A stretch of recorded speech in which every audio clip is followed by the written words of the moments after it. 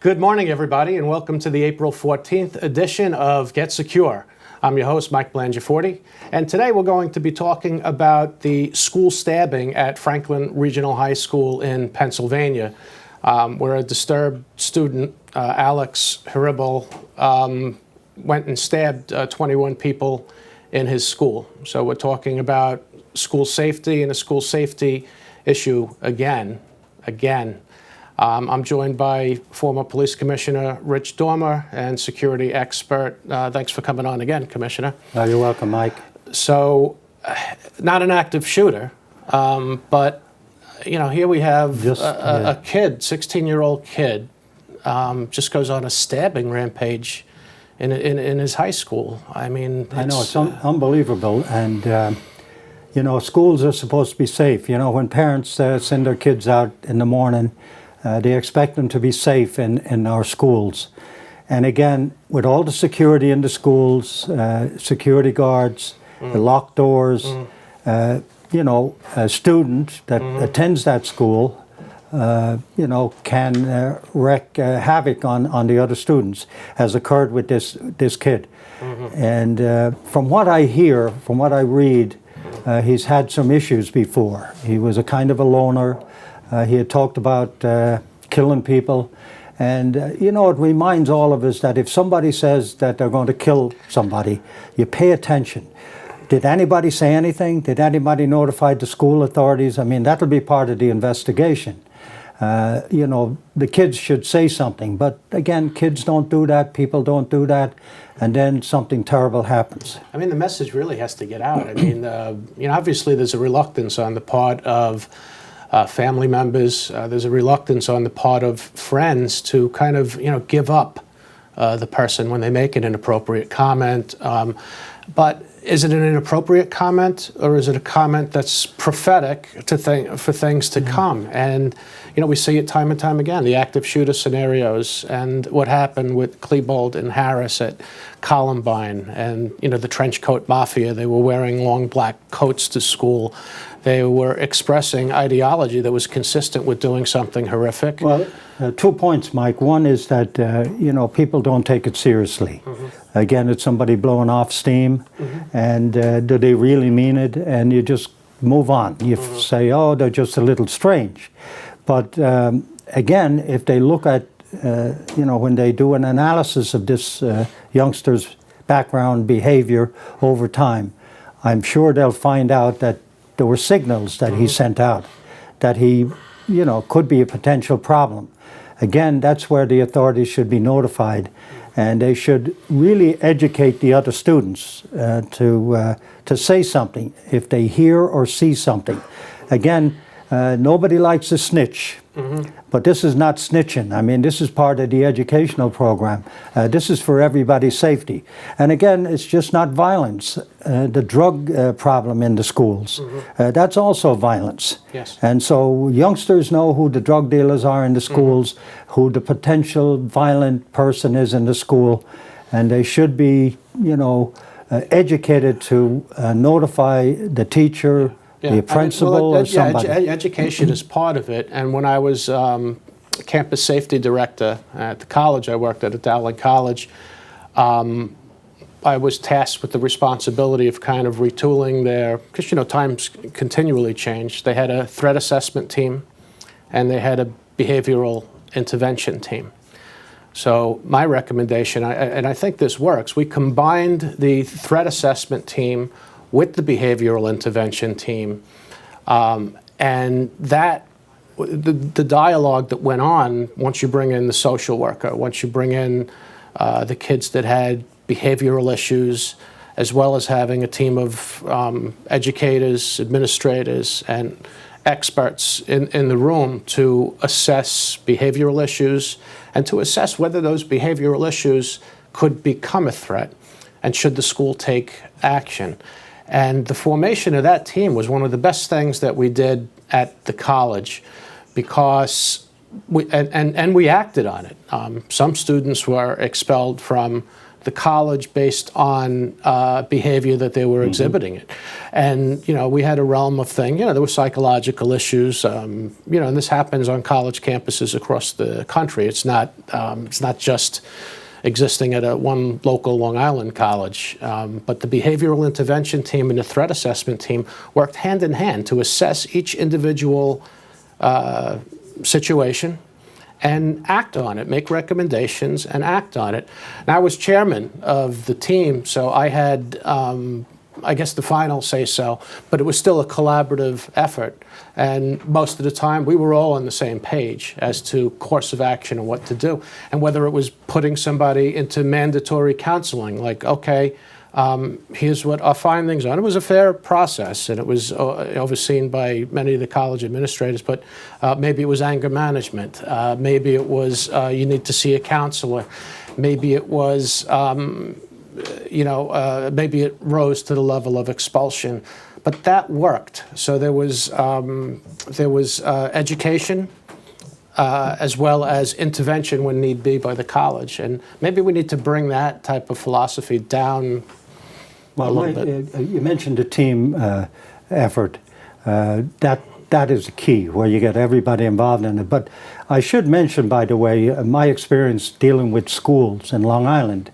They're very, very proactive on anybody that displays any type of violence, either physically or verbally. You read about children being suspended for pointing their finger, making believe it was a gun, shooting another student, and they get counseling, they get suspended. And so people are shaking their head like, that's just a kid type of thing.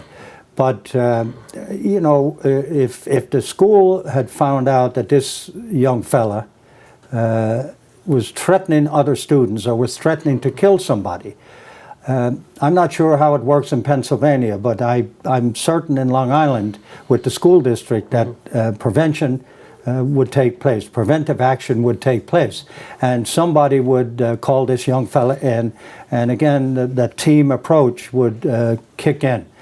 So I'm not sure what happened in Pennsylvania, if people knew about this. My sense is that nobody brought it to the attention of the authorities or the school authorities. Yeah, and that's what the shame of it is that so people don't say something and people get hurt. And thankfully, a principal, I believe it was an assistant principal, yeah, intervened with one of the school's athletes and put an end to the threat. And thank God none of these 21 kids that got stabbed got killed. 22 stabbings. Can you imagine if this kid had a gun? Thank God he didn't have a weapon. The knife was bad enough. At least there were no fatalities. If he was able to stab 21 that's people, a lot of. I can't even imagine if he would have had a firearm, the damage he could have done. That's a rampage, by the way. 22 students. That's a lot of damage before he was finally tackled. And, again, there's something going on in his psyche. There's obviously going on over time. This wasn't just he went bad overnight. Again, when they look at his background and go back into, as I mentioned, his behavior over the months and years, they will see signals that this was a potential happening. I mean, the only thing I read about, some of his behavior was, he wasn't a real well-liked kid, a little bit of a loner. Isolated, But he lived in a suburb of where, the vicinity where the school is located. And, his father was even, interviewed on television and just had, his heart poured out to the victims in this. I mean, I can't imagine what it must be like. I have two daughters. I can't imagine what it would be like as a parent to know that something like this is going on in a school. And I couldn't imagine what it would be like as a parent of a child that commits such a heinous act. It's just... No, it's unbelievable. I mean, we read about and hear about these shootings, on a military post, in the schools, where people are vulnerable, by the way. And, security in the schools is really good throughout the country. Again, you can never protect yourself 100%, and that's the message from this thing. So that's why it's so important that people, when they hear or see something, they say something, because then somebody can take action. But I think the audience will probably understand this very well, that unless somebody commits an offense, the authorities really can't do anything. I'm talking about the police. Unless somebody commits a crime, there's nothing the cops can do. Yeah, but the schools are in a but, different situation. In the team that I formed, because we're talking about see something, say something again. Right. In the team that I formed, we set up a hotline, and we set up via email an anonymous reporting page so that somebody could. They can text. They could do it yes, anonymously. they could do it anonymously. Obviously, we prefer that somebody doesn't remain anonymous, Right. because we might want to interview that person to find out further details. But we did have anonymous reports come in that we did take action on. Example of one of them, we had a student that was very depressed over losing a loved one, and she was expressing suicidal ideology. And what happened with that is somebody anonymous reported that was actually one of her professors. We knew it was a teacher, but we didn't know whom. That she was expressing this type of ideology, but wanted to remain anonymous. One of the high school counselors, doctor that worked at the college, was able to call her. And she was thrilled that somebody cared enough about her to place that call, to care enough about her. And I think that, again, the behavioral and threat assessment goes hand in hand. Well, I think you're bringing up a good point here about taking it seriously. If somebody talks about killing themselves or ending it all, or I can't go on anymore, you pay attention to that. I just can't imagine a comment like that, letting it just go by. Well, it's amazing that people just don't want to get involved. It's none of their business. They don't believe it. I think they're just kidding. And I've mentioned this many times when I talk to groups about years ago when Osama bin Laden used to say regularly, "I'm going to kill Americans." And everybody laughed it off. Everybody thought this guy was just a cuckoo bird. It's not going to happen. Nobody paid attention to him except a couple of people in the FBI took him seriously. There were some people in the intelligence community took him seriously. And until 9/11, the disaster in New York City, did people say, we should have paid attention to this guy. He meant what he said. So when somebody says something, serious nature, I'm going to kill myself or I'm going to kill somebody else, pay attention. I tell recruits, cop recruits all the time, if somebody says to you, I'm going to kill you, I'll find out where you live and I'm going to kill you. Take it seriously. You just say, this is a guy blowing off steam because he was arrested or because he, something, you had an issue with you on the street. Take it seriously. Pay attention to that. So, are we supposed to feel bad for a kid like this? Because as a parent, and if I'm a parent of somebody in that school, I find it very difficult to feel bad for somebody that causes a heinous act like this and just goes out stabbing people. But when I look at some of the reports in the media, I don't know that I have the same thinking, but I'll pose the question to you. Are we supposed to feel bad for a 16-year-old? Well, you have kids in high school, I think. Grammar school. Grammar school. One's going into high school in September. But. And parents, in the audience out there, can buy into this. It's very personal. Again, I mentioned when you send your kids to school in the morning, you put them on the bus or you drop them off at the school, you expect them to be safe.